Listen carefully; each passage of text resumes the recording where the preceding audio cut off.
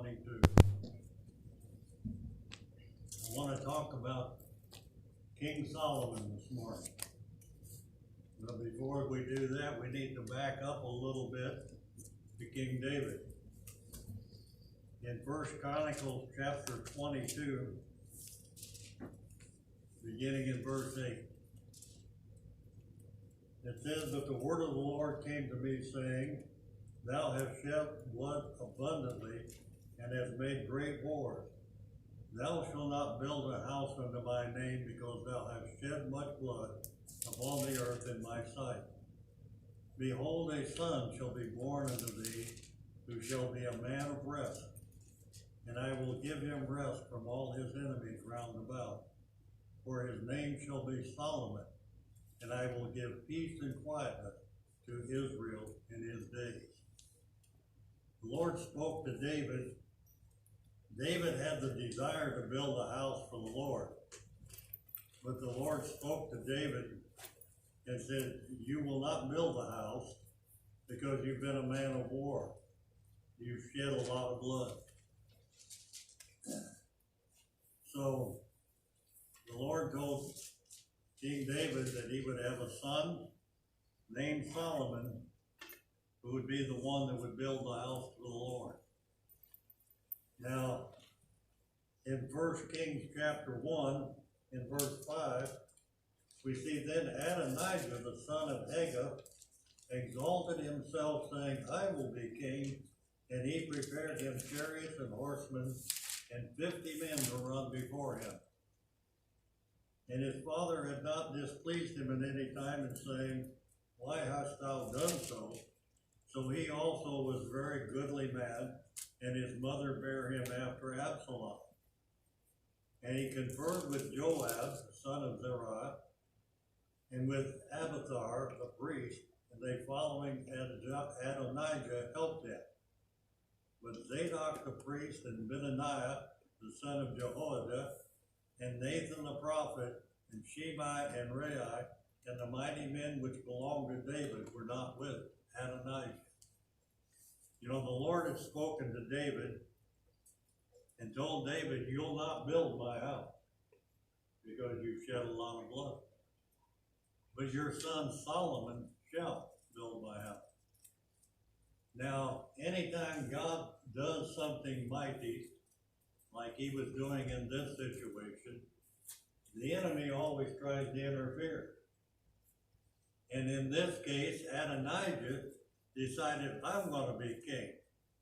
So he got a priest, he got a captain of the host of the army, and people to run before him, and they anointed him to be king. But that was not God's choice. You know, whenever the enemy tries to interfere with God's plan, it doesn't work. It may have a temporary appearance of working, but it does not work. So Bathsheba went into King David and said, "Did you not tell me that my son Solomon would be king after you?" And he said, "Yes." So Bathsheba told the king, "Well, Adonijah is proclaimed king as it is stands right now." So David told Nathan the prophet and told the priest to go with Solomon and proclaim him to be king. And they did.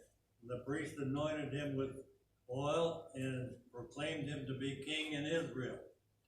And the procession that followed with them, returning to Jerusalem, made a lot of noise. They had trumpets blowing and singers, and they had a real joyous time going back to Jerusalem. Now, the people following Adonijah heard all this. And one came to him saying, "The king has anointed Solomon to be in his stead to reign in Israel." So all of those that were following with Adonijah got scared, and they all ran for cover. You know, when God shows up, the enemy runs for cover. And in this situation, when God showed up, the enemy scattered. all of the followers after Adonijah scattered and ran for home. And Solomon was anointed to be king and reigned in Israel. Now, there was a situation arose, which I'm sure most of us have heard, when two women came before the king. Both of them had been with child, and both of them had given birth to children. But one child died, and they both claimed, now this is my child. Now, it would take a lot of wisdom to figure out how to resolve that issue, because how are you going to prove which one was which? Today we could, with DNA and all that. But back then they didn't have that. So Solomon told the guard, take a sword and cut the baby in half and give half to each one. Now that had to be God-given wisdom. The mother of the child said, no, let her raise, let her have it. The other one said, neither one of us can have it. Well, that right there told you the true mother. Because the true mother's instinct and nurturing would want to preserve that child and see it unharmed, even if she had to give it to somebody else to raise. She would protect that child at all costs. So Solomon knew who the real mother was. And that little scenario was broadcast throughout all the land.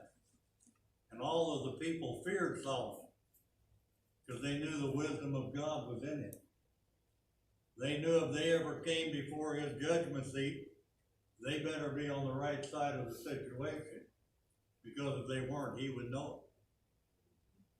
So Solomon's fame spread throughout all of the country and all of the land. Now, in 1 Kings chapter 3, we find a very interesting situation.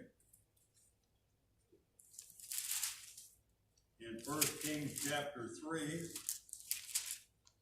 and in verse 3.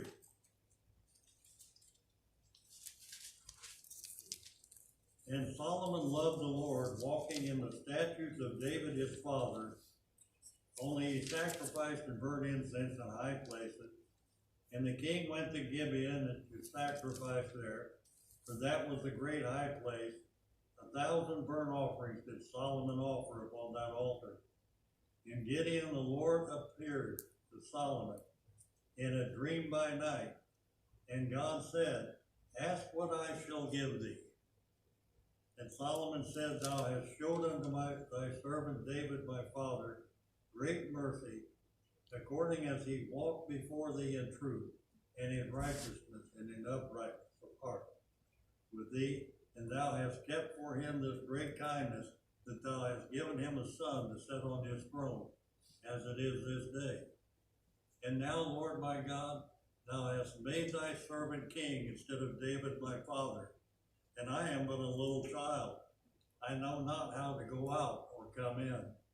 And thy servant is in the midst of thy people, which thou hast chosen, a great people, that cannot be numbered nor counted for multitude. Give therefore thy servant an understanding heart to judge thy people, that I may discern between good and bad. For who is able to judge this so great a people?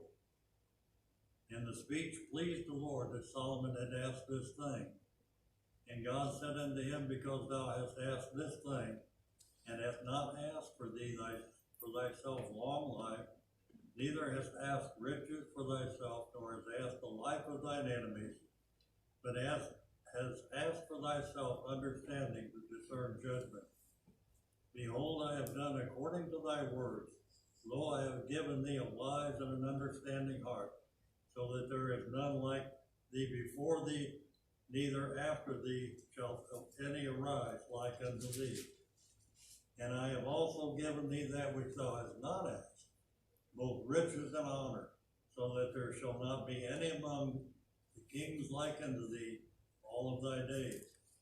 And if thou wilt walk in my ways and keep my statutes and my commandments, as thy father David did walk, then I will lengthen thy days. And Solomon awoke, and behold, it was a dream. Lord appeared to Solomon in a dream.